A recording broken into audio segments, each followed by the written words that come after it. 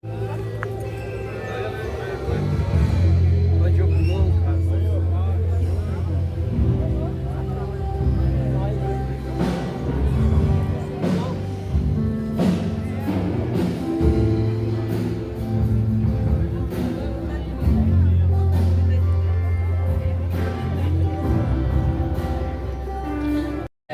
momento vamos fazer uma oração ao nosso Deus e dar início a este culto de louvor e adoração a Deus por essa bênção, por essa dádiva que o Senhor tem nos concedido.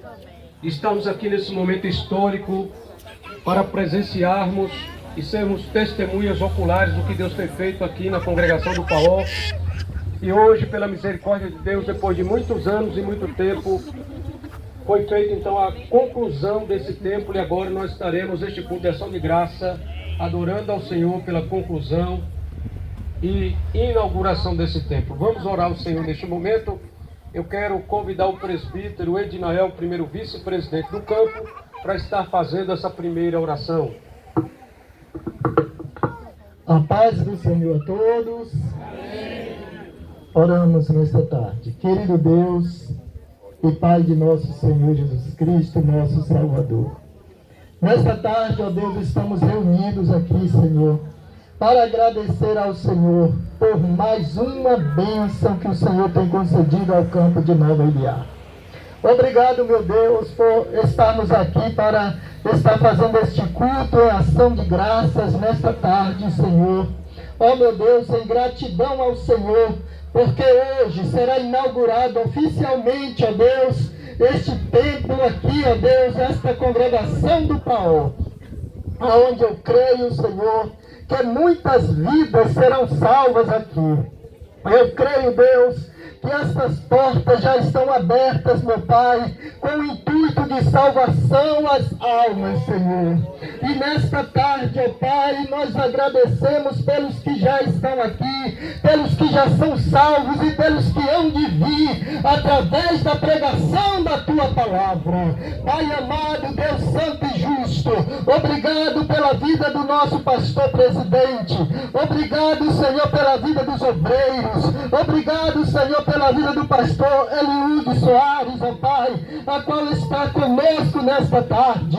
Que o Senhor venha, ó Deus, abençoar também os nossos amigos, a qual estão aqui para ouvir a Tua palavra nesta tarde.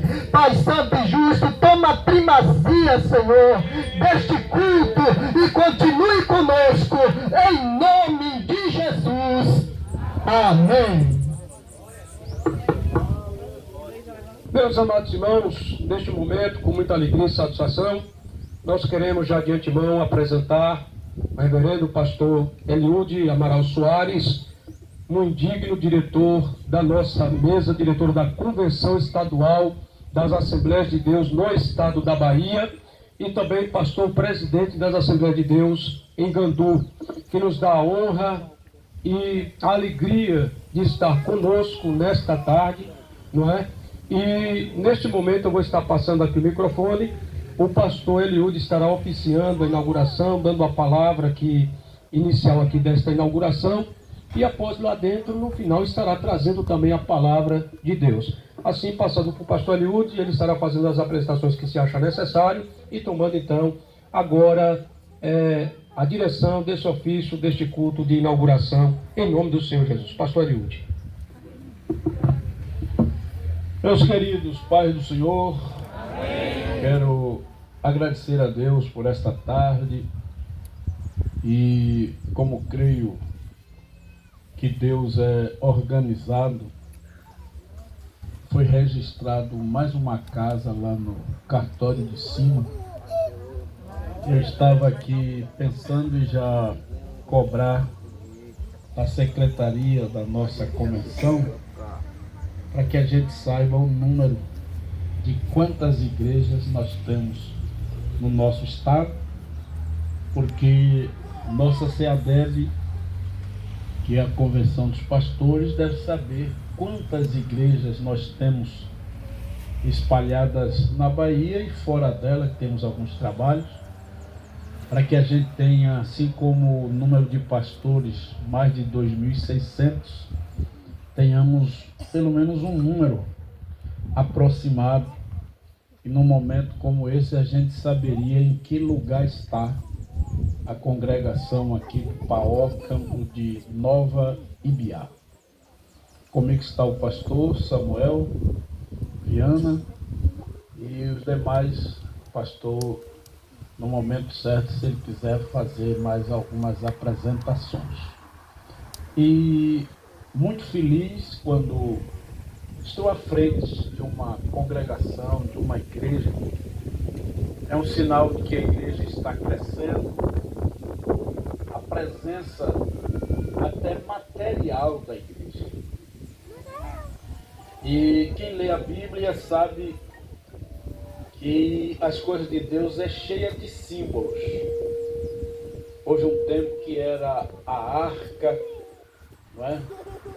E aquela arca foi transposta várias vezes de lugares para lugares. Representava a Deus aquele objeto, porque Deus, ele é tão maravilhoso que é preciso conhecê-lo dos lados. Quem, desculpe fazer sempre esse friso, não é? Porque quem não estudar vai estudar. Por isso que eu faço essas observações. Quem estuda a Bíblia, quem lê a Bíblia, tem um termo técnico na teologia que fala da imanência e da transcendência de Deus. A transcendência é Deus lá em cima, não é? Bem longe, mas imanência é Deus bem perto. É tanto que quando Davi começou a pensar em construir, sentiu que precisava construir um monumento, algo mesmo material, mas que representasse Deus aqui na terra. E Deus testou ele: mas que casa você vai me construir, Davi? Se eu encho o céu, encho a terra, que tamanho seria esta casa? Na verdade, Deus enche o universo.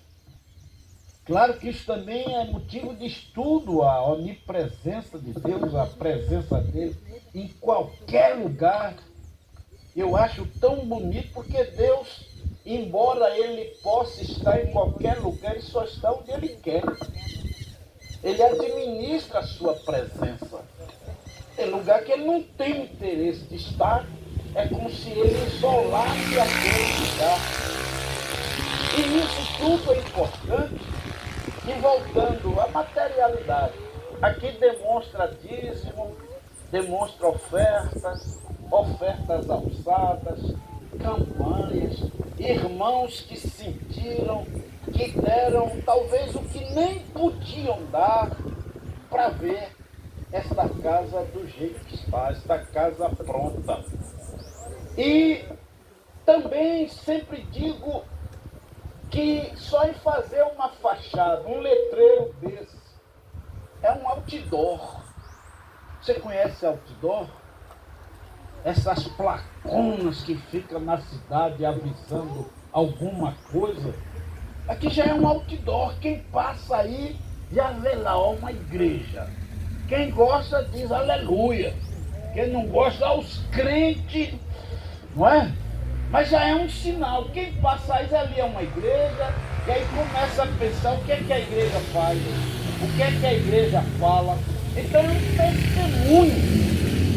A fachada, a construção, já é um testemunho físico da presença de Deus, da presença dos crentes no município, cuidando de uma coisa que só a igreja pode cuidar, que é do evangelismo e do discipulado.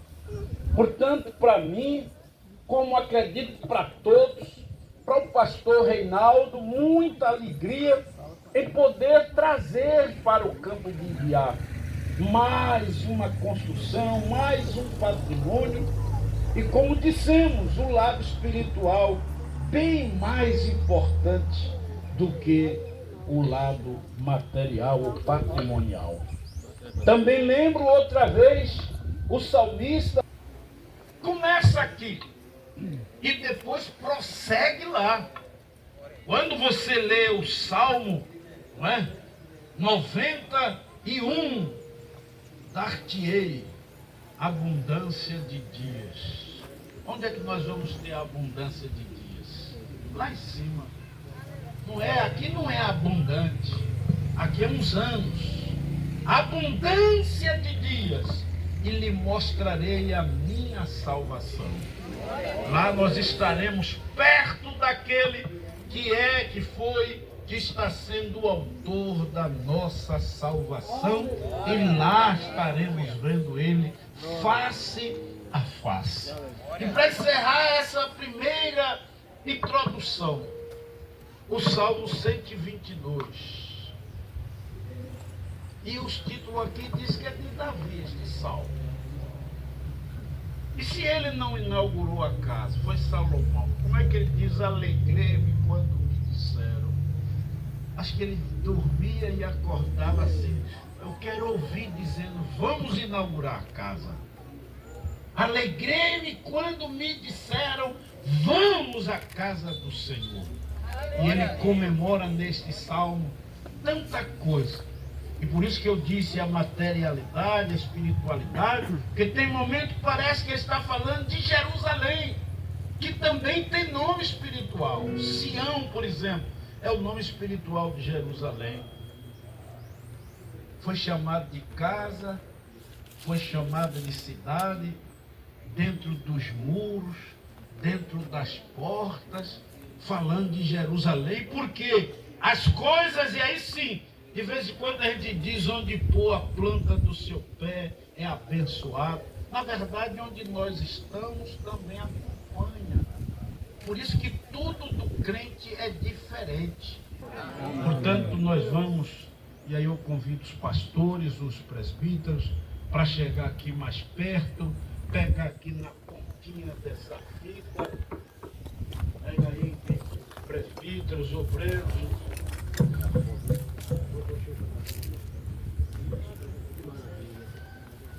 Pega na pontinha aí.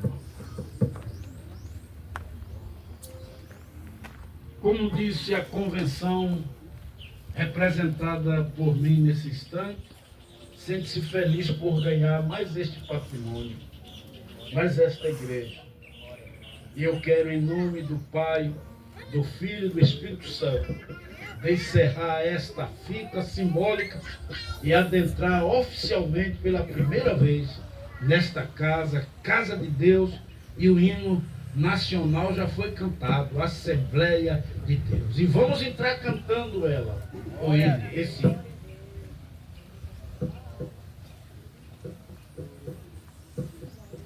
Assim que você entrar, vá dobrando o joelho para acostumar, viu? Assembleia de Deus, vem comigo, ouve a palavra de Deus. Mas eu vou pedir aqui, o Júlio nesse papel, visto que está na casa onde ele pastoreia, eu vou pedir ao primeiro vice para já falar. O senhor, eu não posso pedir para falar, dar uma mini saudação não, apesar de que o senhor é muito obediente, mas o senhor fica à vontade, viu? Amém, glória a Deus. Aleluia. Eu quero saudar ao reverendíssimo pastor Eliúde Soares, diretor da nossa convenção, também o nosso pastor presidente, pastor Reinaldo Freitas, e os demais obreiros, pastor Samuel Viana, Deus abençoe, bom estar revendo. Eu vi da última vez quando ele era jovem. É que hoje não, né? Ele ainda era no campo de Gambu há quase 15 anos atrás. Mas louva a Deus pela vida dos obreiros, presbíteros, diáconos, auxiliares, igreja do nosso Senhor Jesus Cristo. A paz do Senhor a todos. Amém. Eu estava aqui me lembrando, irmãos, que esta igreja era em um prédio que tem bem ali na frente. Bem ali, olha, você andando aqui, não é meio quilômetro, né? É onde era esta igreja. sempre estávamos ali, adorando a Jesus, né, irmão Meire? Thaís está ali, né, Thaís? Deus abençoe. Cooperou muito com a obra de Deus aqui. E ali houve-se uma profecia. Eu me lembro que Deus estaria dando um terreno para a construção de uma igreja. E hoje, pastor Reinaldo, é o cumprimento de uma profecia, pastor. E nós louvamos a Deus. Louvamos a Deus porque Deus vela para cumprir com a sua palavra. Mesmo que seja uma profecia oral ou então escrita, que é a mais preciosa e escrita, Deus vela para cumprir. E nós louvamos a Deus por nesta tarde estar aqui. E eu quero dizer aos irmãos que esta casa, como disse o reverendo pastor Eliúde, é a casa de oração. E Salomão, Deus falou para ele, lá no segundo livro de Crônicas, capítulo 7, se eu não me engano, o verso 16: estarão fitos os meus olhos e abertos meus ouvidos à oração que se faz neste lugar. Então aqui as orações são ouvidas pelo nosso Deus. Louva a Deus pela vida do nosso pastor Reinaldo. Dizer, pastor Reinaldo, parabéns por mais uma inauguração, né? Tivemos a do Chaparral, agora essa aqui, e breve ali no Pau d'Arco, em nome de Jesus. Quantos creem nisso? Amém. Eu também.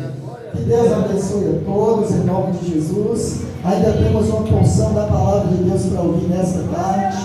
E presbítero Anilton, Deus continue abençoando em nome de Jesus. Meu pastor.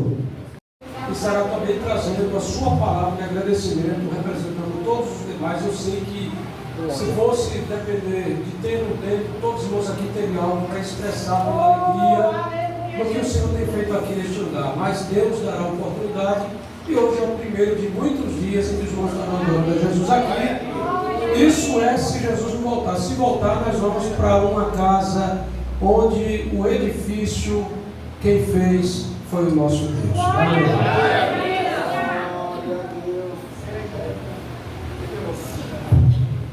Saúde, amada igreja, com a paz do Senhor Jesus. Amém. Louvo a Deus pela oportunidade de estar. Louvo ao Senhor Jesus pela conclusão da reforma desse templo, porque sem Ele nada nós podemos fazer. Louvo a Deus pela vida do pastor Eliúde, representando a nossa convicção. Louvo a Deus pela vida do meu pastor presidente, assim também como a vida do pastor Samuel Viana.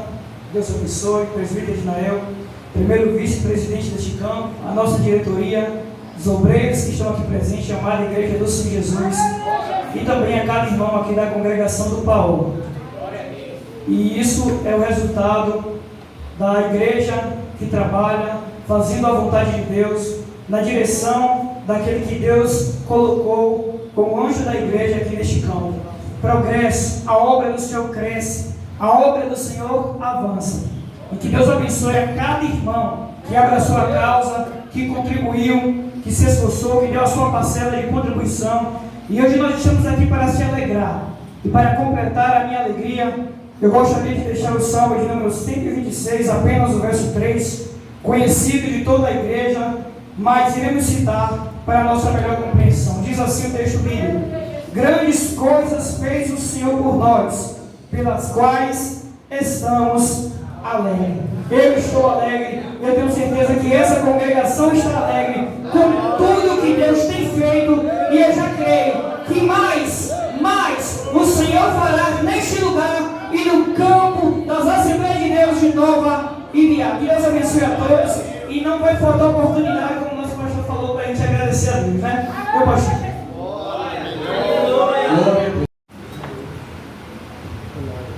Pois não, continua a nossa satisfação, nossa alegria.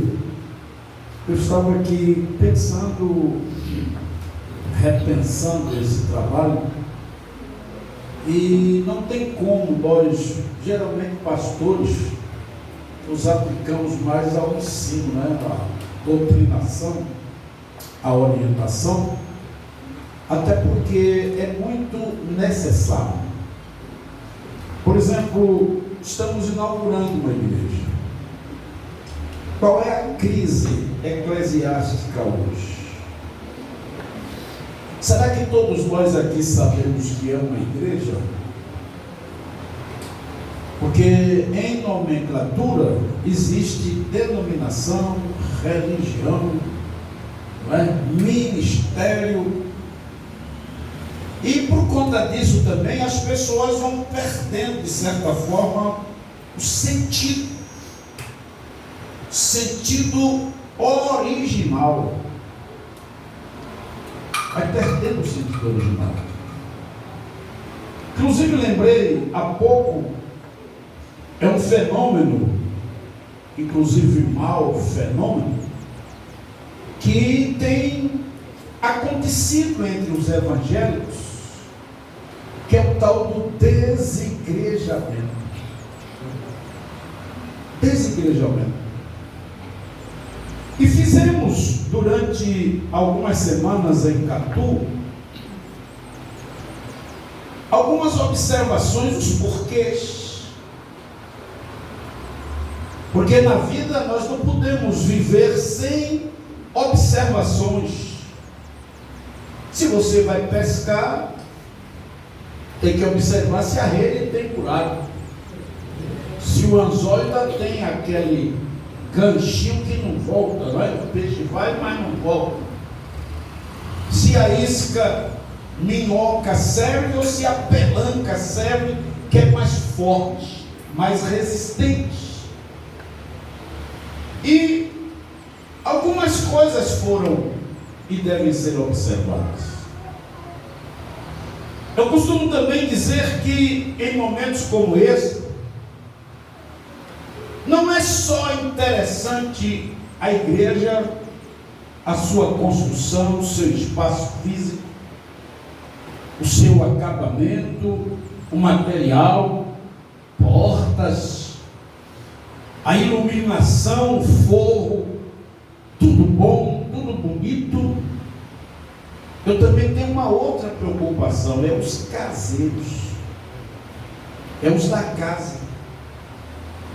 Na sua vida, você já deve ter algumas experiências que vai determinar as casas bonitas, mas os moradores, desculpe assim, é peba, não são receptivos, não são acolhedores. E você de repente sabe de uma, eu não venho mais nesta casa, que o dono ou a dona, ou vamos mais criar mais um personagem, o representante dos donos não nos recebeu dom. Ora, o Paó recebe essa construção, recebe essa igreja, houve empenho, mas é preciso que os crentes, principalmente os congregantes nesta igreja, descubram a melhor maneira de ser recebidos ou receptores àqueles que aqui vêm. Vivemos uma época em que as pessoas estão muito melindrosas. A situação que nos cerca deixa todo mundo melindroso. É preciso saber o que fala, como fala, quando fala. Os nossos amigos, aqueles que não são crentes, já são inflamados pelo inimigo da obra. E se não encontrar em nós, obreiros, uma percepção, uma recepção, poderemos também perdê-los. Talvez em nome da verdade, porque até a verdade tem que saber dizê-la. Tem gente que é como se diz aí no linguajar comum, é curto e grosso. Ah, porque eu estou falando a verdade. Sim, Quem é a verdade? Jesus. Ele não é o nosso mestre por excelência? Como ele falou a verdade? Como ele pregou a verdade? Como ele se apresentou para falar da verdade? E usava de tantas figuras. Eu sou o caminho, a verdade, a vida. Eu sou a porta. Existem duas portas, uma larga, outra estreita. Esforcem por entrar pela porta estreita. Presta atenção à linguagem de Jesus. E eu, como diz o pastor Messias, eu me amarro em Deus, eu me amarro nas Escrituras, porque eu relembro como foi que Jesus tratou Zaqueu. Para os fariseus, Zaqueu era ladrão. Para Jesus, era um ouvinte, era um cliente. Porque a igreja também tem cliente. Quem é a matéria-prima da igreja? Os não crentes. E que às vezes nós temos cultos que não interessam aos não crentes, só interessam a nós. E olhe lá aqueles que já têm um conhecimento das coisas de Deus. Embora falemos de bênçãos, de dons, mas não é uma linguagem que eles entendem. A gente precisa ter, como disse Paulo, uma palavra baseada no ministério da reconciliação, da evangelização. E de repente, não se importando com o que pensavam os acompanhantes, Jesus chega debaixo da figueira e diz: Zaqueu, desce depressa, porque hoje, e desculpe fazer aqui adentro, eu me ofereço dormir na sua casa. Jesus achou que seria muito bom dormir, pousar na casa de Zaqueu, para ter mais oportunidades. Alguém diria perder tempo? Não, ganhar tempo. Porque às vezes a gente simplesmente passa uma pessoa: Jesus te ama. Pronto. Ele fica com aquele: Jesus me ama, e daí? Jesus vem. Pô, ele vem, eu não sei nem o que é isso. Outros já chegam mais bravos: se você continuar assim, vai para o inferno. Ele continua assim como? Porque Nicodemos veio parecendo que sabia, e Jesus disse: se você não nascer, não entra. Se você não nascer, não vê. Ele ficou todo atrapalhado. Ele precisava de um professor, ou seja, de um crente que evangelizasse. No caso aí foi Jesus. Zaqueu desce, Jesus vai para a casa de Zaqueu. Vamos chamar de crentes ou de evangélicos aqueles que acompanhavam Jesus. E aí começaram a torcer o nariz. Olha o santo, diz ele que é filho de Deus. Como é que um filho de Deus vai para a casa de um publicano? Publicano, para eles lá, era o pior tipo de pessoas. Por quê? Porque eram judeus pagos pelo Império Romano. Então para eles aquilo era ridículo. É como se fosse lesa pátria. É como se fosse aquele que faz gol contra.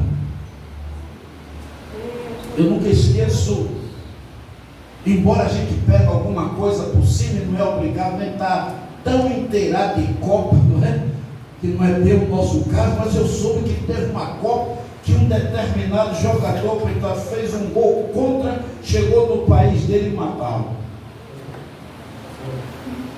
Para eles é como se Jesus estivesse fazendo um gol contra os fariseus, os evangélicos, os religiosos da época, na casa de um publicano. Também não é normal você colocar todas as pessoas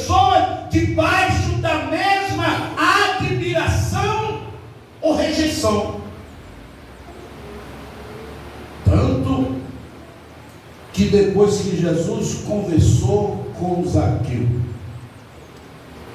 Zaqueu começou a demonstrar a transformação que vem pelo poder do Evangelho e do Espírito Santo.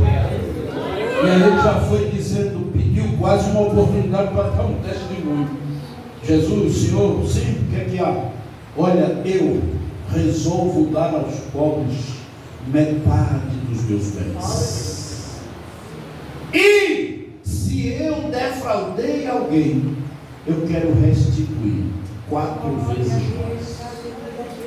Jesus, como que balançando a cabeça, viu o sinal da transformação e logo incluiu Zaqueu numa família muito agradável, família de Abraão. Esse também é filho de Abraão. E para falar do Novo Testamento, ele disse: hoje veio salvação a esta casa. Se dependesse talvez de Pedro, Tiago, João e outros discípulos e crentes, Jesus salvaria Zaqueu? Ia para a casa de Zaqueu? Como é que eu quero pescar e não entro na água? Como é que eu quero pescar e não tenho rede, não tenho anzol, não tenho isca? Jesus vai à casa de um Simão. Jesus aproveitava todas essas oportunidades e não importa o que dizem, ele aproveitava até para comer, para bater um papo, desculpe a expressão. E o Simão lá convidou ele para uma comida, para uma refeição. Ele disse: eu vou. Nós não vamos dizer que onde Jesus chega coisa boa, acontece alguma coisa, até comendo. Por isso que Paulo disse assim: quer comais, ou bebais, ou façais, outra qualquer coisa, dá um jeito de Deus ser glorificado. De vez em quando eu vejo os crentes até glorificando a Deus porque eu como tudo. Porque tem vezes que até o obreiro pitisquento eles ficam tristes. Não, pastor, come tudo. Facilita até. Chamaram Jesus de comilão. Mas ele ia comer pensando em fazer alguma coisa. E na casa de Simão chegou uma mulher que nem nome tinha. O título que colocaram no assunto é mulher pecadora.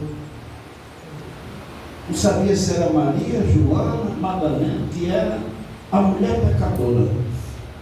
E a mulher pecadora fez uma conversão, de certa forma escondida, uma confissão por gesto. Tem pessoas que não expõem. Cada pessoa é uma pessoa a depender do seu temperamento. E aquela mulher não entrou na casa: Jesus, tem misericórdia de mim, ora por mim, põe a mão em mim, oh, tem misericórdia, eu quero perdão. Não, até por causa da circunstância cultural. Mas ela inventou, porque a fé faz inventar mesmo. Como a mulher do fluxo de sangue inventou. Ela chegou por detrás, começou a chorar nos pés, usava os cabelos para enxugar, derramava unguento, tornava a chorar, enxugava, derramava unguento, e o pessoal começou a ficar. Alguém chegou a dizer: se ele fosse profeta, olha que blasfêmia, duvidou. Profeta, na época, vamos exagerar, era qualquer ministro, era qualquer pessoa que trouxesse os oráculos de Deus, ou a palavra de Deus. Se ele fosse profeta, não ia receber essa mulher nos pés, não ia aceitar isso, não. Mas Mas Jesus não era simplesmente um profeta, era mais do que um profeta.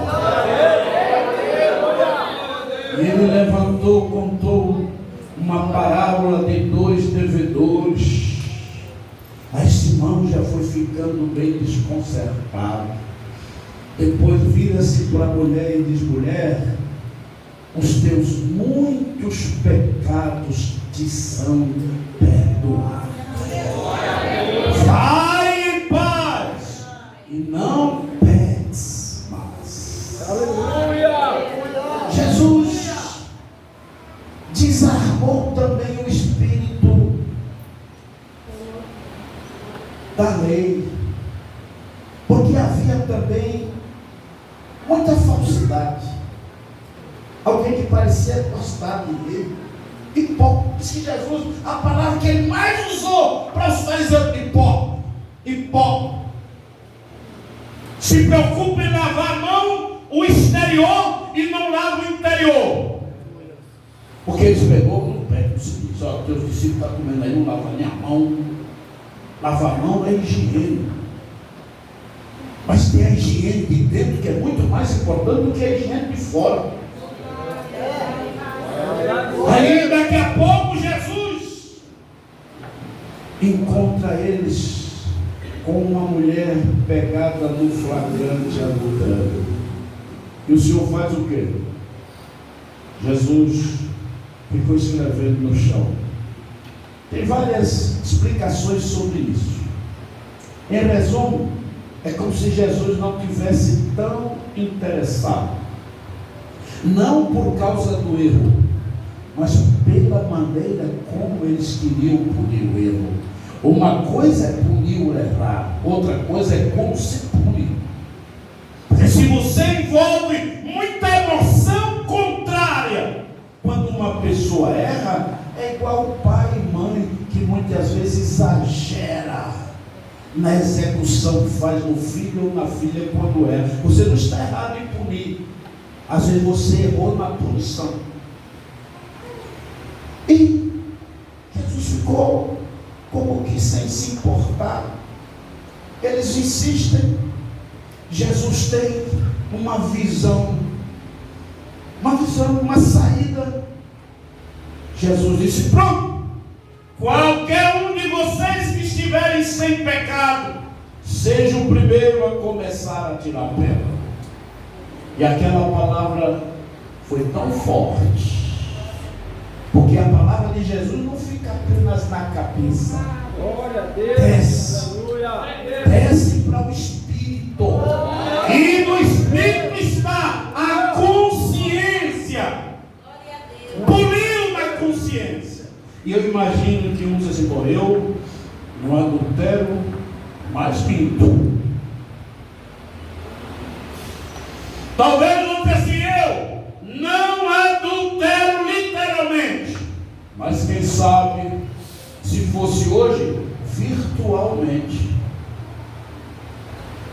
O outro, bom, eu não faço isso, mas faço aquilo. Eles começaram a pensar, começou a esfriar, começou a observar que não era bem assim. Que cuida dos doentes, começaram a sair. Jesus levanta-se: cadê eu? Não me acusaram, não me apedrejaram, não me. Eu também não. Como é que é? Eu também não te condeno. Mas muitos também esquecem, que eu já vi alguém querer se defender, colocando essa mulher como se fosse uma panagem, um pano de fumo. Eu não te condeno. Agora vai e o segredo é esse: é não repetir. Mas todo pecador tem a chance do perdão. E os fariseus ficavam enjoados com isso. Jesus curava no sábado, eles ficavam criando pretexto. Mas se eu não tenho outro dia não, vocês é hipócrita. Quando cai a ovelha, vocês tiram. Se cair o jumento na cova no sábado, vocês tiram. Se o boi cair, vocês tiram. eu não deveria tirar da cacunda dessa mulher, por exemplo, o que oprime ela há tantos anos, hipócritas. É uma das coisas que nós temos que ter muito cuidado, hipocrisia. Tem alguns problemas que podem atingir o crente, que é o fanatismo, o legalismo e o puritanismo. É uma maneira satânica de criar problema no caminhar daqueles que querem mudar de vida. Precisa ter cuidado. E a igreja de Paulo não é só o dirigente, não. Porque se você for em minha casa e de repente eu sou muito solícito, mas a mulher fecha a cara, como é que você se sente? Você chega, opa, não, homem, faz um suco aí, um cafezinho para os irmãos. Ah, a mulher fecha a cara. Eu vou para fogão fazer café de suco para ninguém. Às vezes é a mulher é solícita. Quando chega uma pessoa, eu vou fazer um cafezinho ou um suco. E o marido fica com a cara desse tamanho. Eu fiz a compra ontem, comprei 1 quilo de açúcar para passar a semana. Ela já inventa fazer suco, aí já vai gastar o açúcar, e quando a visita sair, ele já vai ficar bravo com a mulher, porque você fica oferecendo suco, é você que compra o açúcar. Na igreja, a gente tem que pensar como a Bíblia fala, como um. A igreja primitiva cresceu, porque diz assim, era o coração de todos quantos criam. E também uma outra coisa, em toda a alma havia temor. Eu não sei se vocês conhecem essa expressão que minha mãe usava muito isso aí, puxicói. Que quando você não vê o outro aqui, vamos perdoar, não era para dar mais tempo. É o puxistira, puxicói. É o chamado oração contrária. Oh Jesus, graças te dou porque voltou. O outro, grandes coisas, antes não tivesse voltado. Você precisa entender que a igreja é a oficina da graça. É a arca hoje para receber todos os que não querem morrer no dilúvio do mundo. Mas para isso você precisa saber o que é igreja. Eclésia, chamados para fora. Outros não mudam nada. Igreja quer dizer chamados para. Saiu de lá.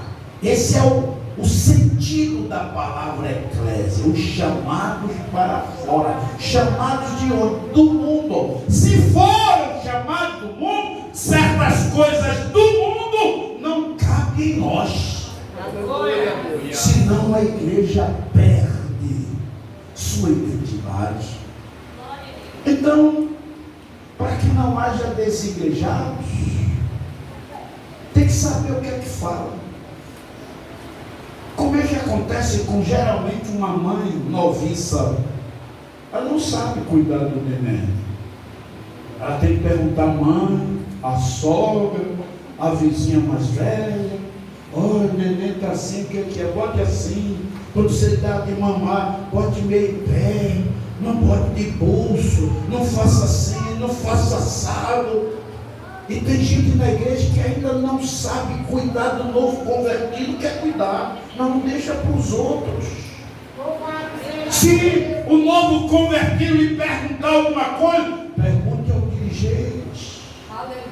Dirigente por isso, por aquilo, não sabe, pergunta ao pastor. Mas tem gente que fica, cada um como que querendo tirar uma lasquinha. Porque o pensamento dele, ele talvez não tenha cultura bíblica, ninguém é obrigado a ter. O senhor, eu queria ser crente, eu quero, mas como é seu estado civil? É assim, não pode não.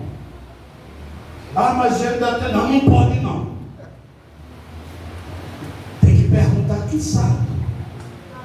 Eu estava em cama, fui chamado, comecei a falar sobre problemas da alma, cura interior, à luz da Bíblia, bem pouquinho de psicologia, porque eu não tenho tecnicamente nada de psicologia.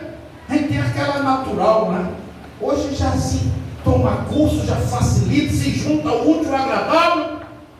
E aí eu fui numa casa, a pessoa estava lá debaixo de uma coberta, numa depressão, calor, e ela lá no escuro, debaixo de uma coberta. Eu até pensei que era aquele demônio, né?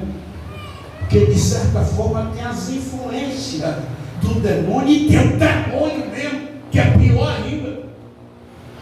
Porque uma pessoa com depressão, se não tiver cuidado, uma boa educação cristã, ou uma educação comum familiar, a depressão leva a pessoa até a uma opressão. Porque o inimigo é complicado, ele aproveita de tudo. E se não souber administrar a opressão, pode virar possesso. É complicado. Então você tem que procurar pessoas, tanto espiritualmente, com idoneidade, como às vezes até profissionalmente. Porque às vezes as pessoas pensam logo tudo que é demônio, e aí inculca na cabeça da pessoa que já está fraca, mas aí então eu estou endemoniada, eu não vou para a igreja, o diabo não me pega lá, e não fazer vergonha, e não sei o quê. Não. Ora, deixa eu pular, porque senão eu vou ter que falar muito sobre psicologia. Mas eu só queria lembrar aqui de uma coisa que me chama muita atenção. O que é uma pessoa em estado depressivo? O nosso amado irmão, muito bem apresentado, João Batista. Jesus disse: dentre os nascidos de mulher não houve nenhum. Mas João foi preso. E lá alguma coisa aconteceu. Aí ele chamou o discípulo dele. Aquilo eu acho tão...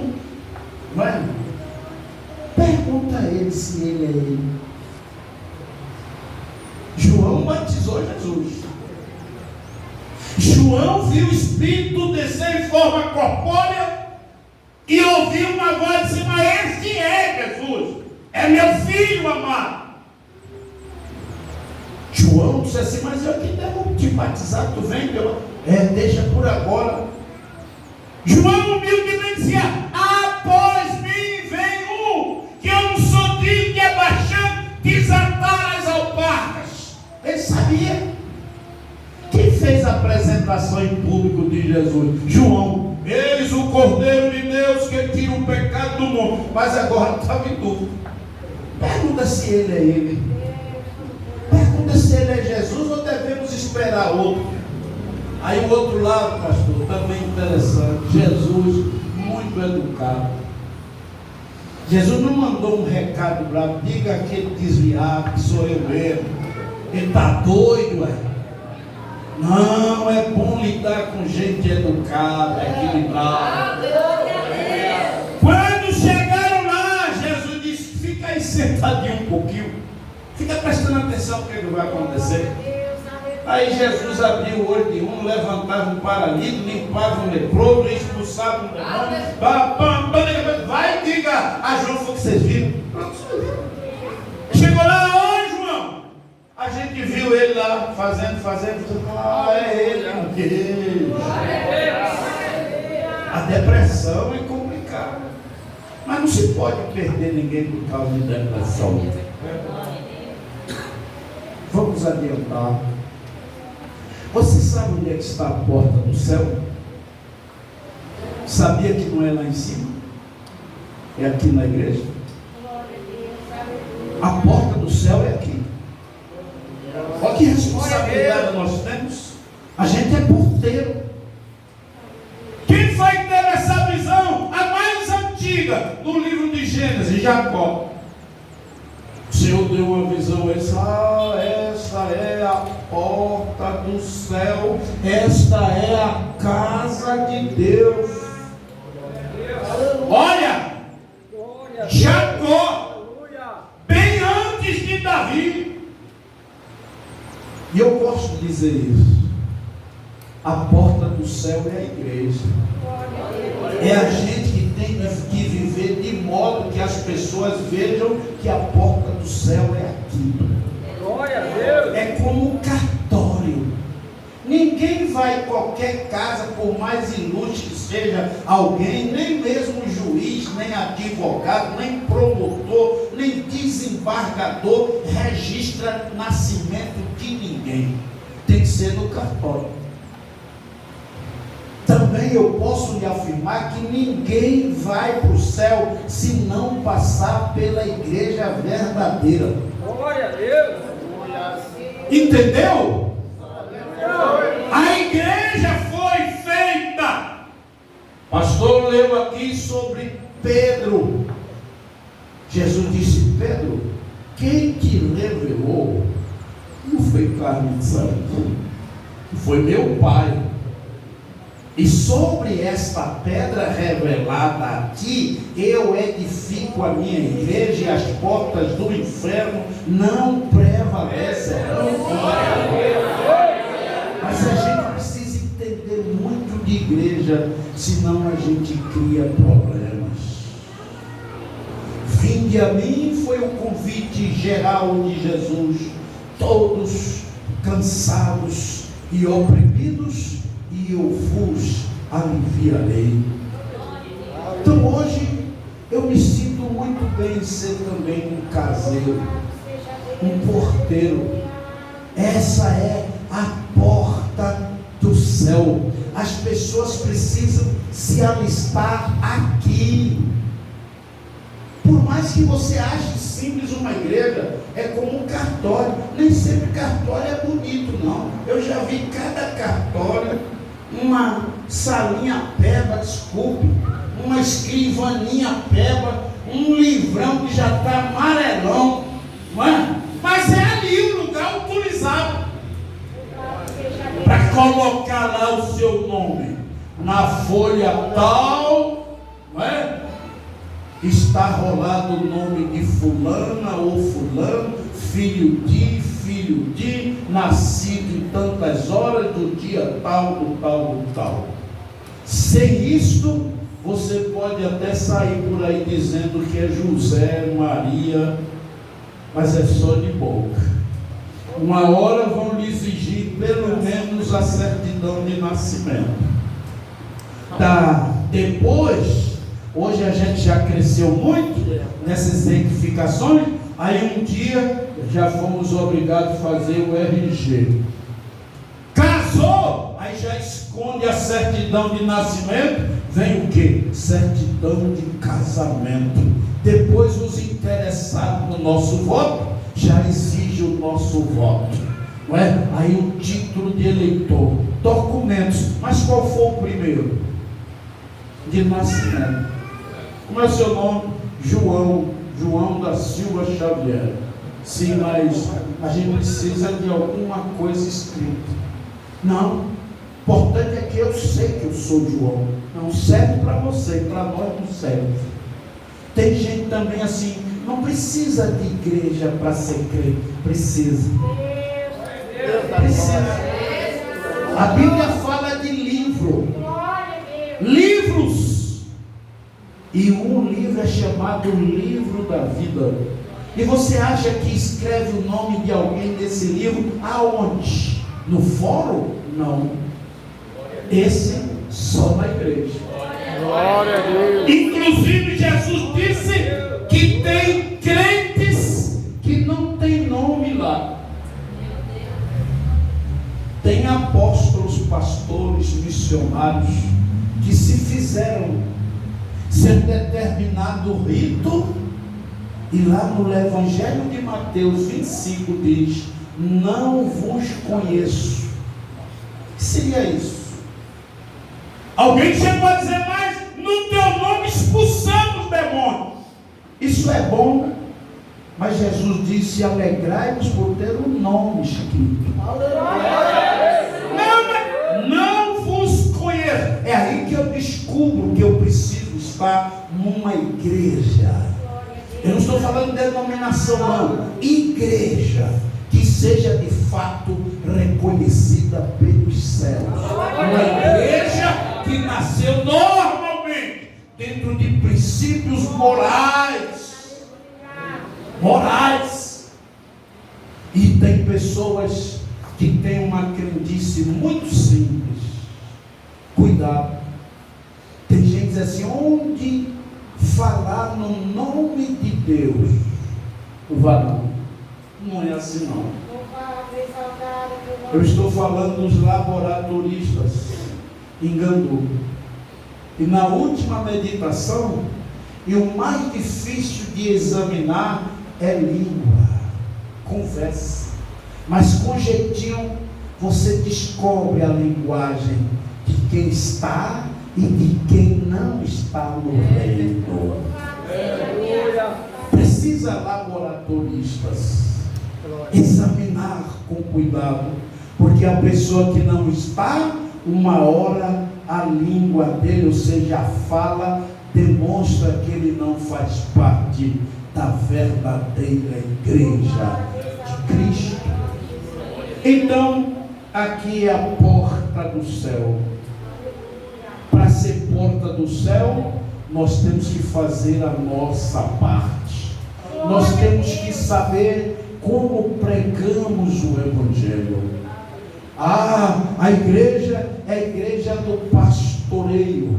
Pastoreio é discipulação.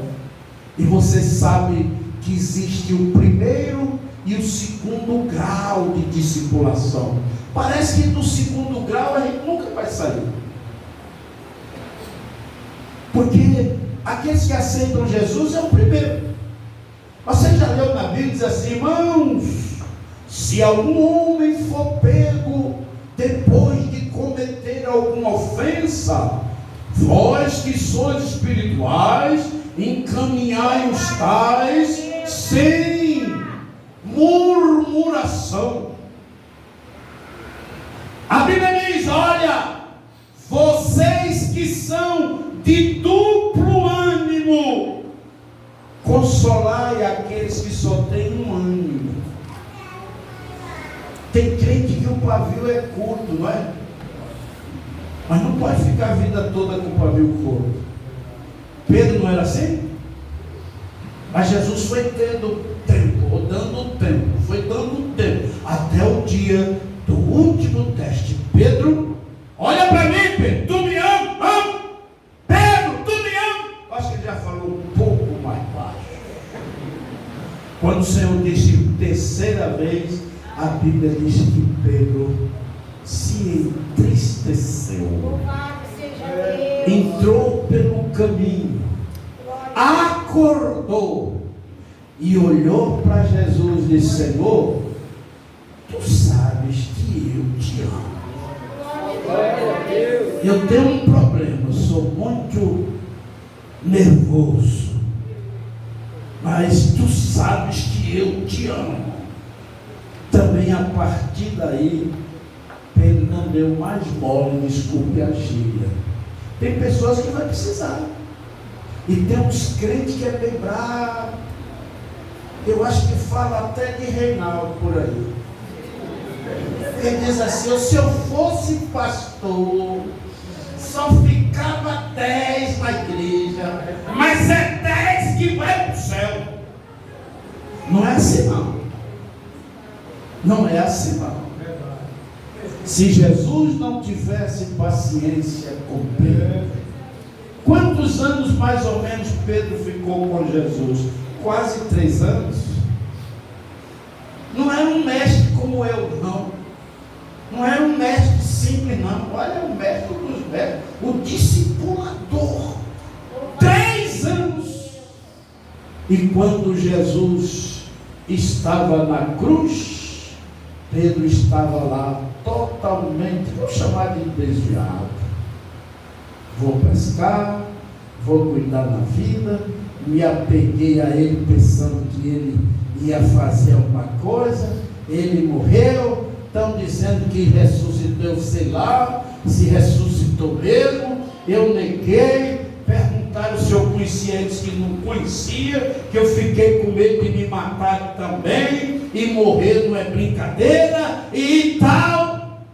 Mas quando Jesus ressuscitou, apareceu alguns, e eu estou indo para Galileia, diga aos irmãos e a Pedro. Talvez, desculpe lhe afrontar, você seria um que diria: eu estou indo para Galileia, mas diga aquele covarde, fique lá mesmo, traidor, me negou.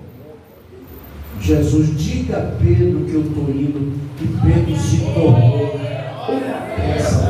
É assim que a igreja em Paulo tem que ser receptiva, tem que ser como uma ama, alguém que cria filhos, tem que pesar toda a fala para que aqueles que venham em busca de um lugar seguro possa sentir firmeza da parte de Deus. Glória a Deus. Vamos entender o que é igreja. E Davi disse que preferia ficar à porta da casa do Senhor do que 1000 dias em outro lugar. Faz aí essa fatoração, quem é matemático. Um dia na tua porta vale mais do que 1000. Ele disse em outras palavras também, habitar do lado de fora do que em tendas da impiedade. Davi sabia valorizar esta casa. Valorize esta casa. Alegrei-me quando me disseram: vamos à casa do Senhor. Deus continue abençoando todos vocês, pastor Reinaldo, todos os seus obreiros e o dirigente desta igreja, que possa cada dia ser uma casa que ofereça segurança àqueles que precisam espiritualmente dela. Amém. Glória a Deus. Boa foi esta palavra. Os irmãos estarão em suas orações lembrando o pastor Eliúde, orando por ele para que Deus continue abençoando a sua vida, família. Sabe Deus que Deus trouxe para Candu, e eu posso dizer que Candu está de parabéns. E que os obreiros saibam valorizar aquilo que Deus colocou em Candu, aquilo que Deus colocou. Né?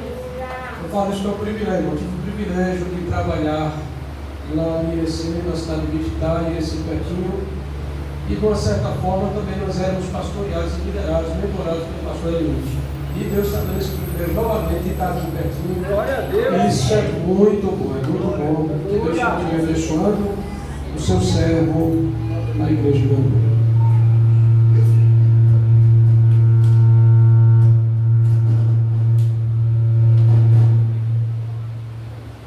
Louvado seja Deus. Meus queridos irmãos, também nós queremos agradecer a Deus por tudo. Já estamos encerrando o trabalho, mas também queremos agradecer, apesar de não estar aqui, o doador deste terreno, irmão Kelson, não é isso?